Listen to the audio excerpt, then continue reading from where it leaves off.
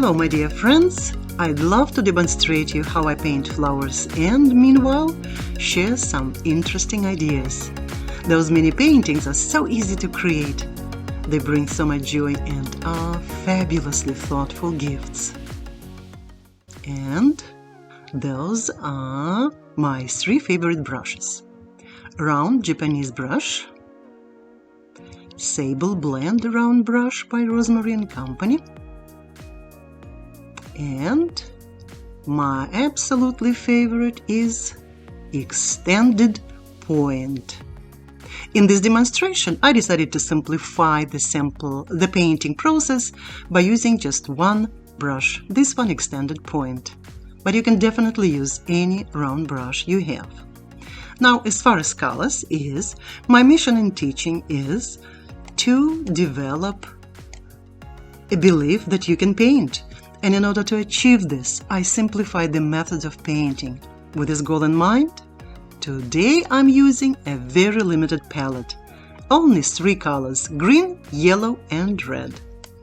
For my reds, I am using this pink called Opera by Holbein. For yellows, Yellow Ochre by Reeves. And for greens, Sap Green by Holbein. You can use any color combination you like.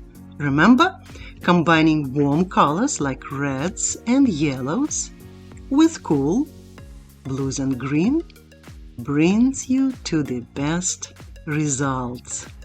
John O'Donohue said, "The wonder of the beautiful is in its ability to surprise us."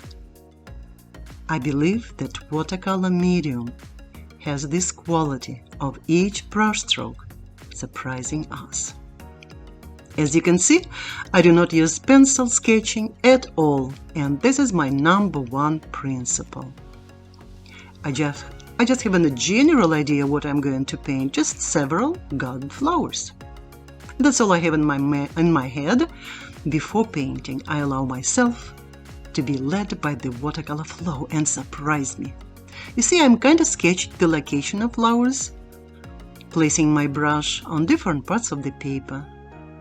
My light is above, therefore I start placing colors mostly at the bottom of each flower, and then leaves.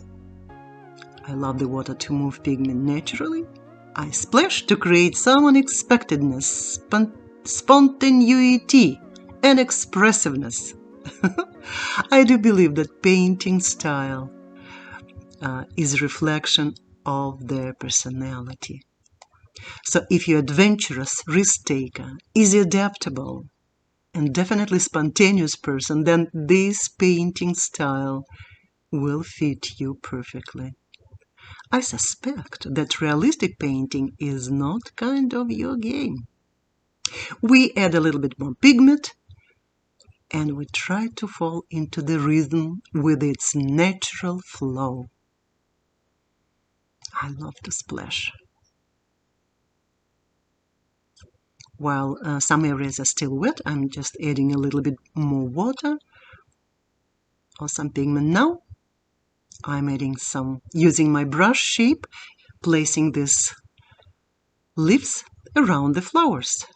And again with a very gentle touch without moving pigments at all.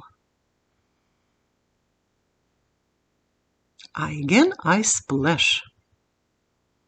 Yes, let's splash. And you see how the splashing moved pigments beautifully. I love these blossoms. So if the painting is done, I somewhere heard that it is extremely important not to overdo and not to spoil what we have created. So, and this is one of the actually most important, most difficult area to master. So somewhere I heard that we need to stop painting 5 minutes prior it is finished. I think it's really brilliant. Needing some touches.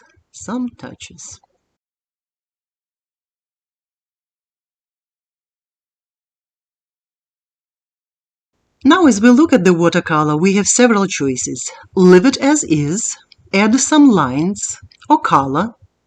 But today I decided to use a different way, to add some defining lines using a sharpie.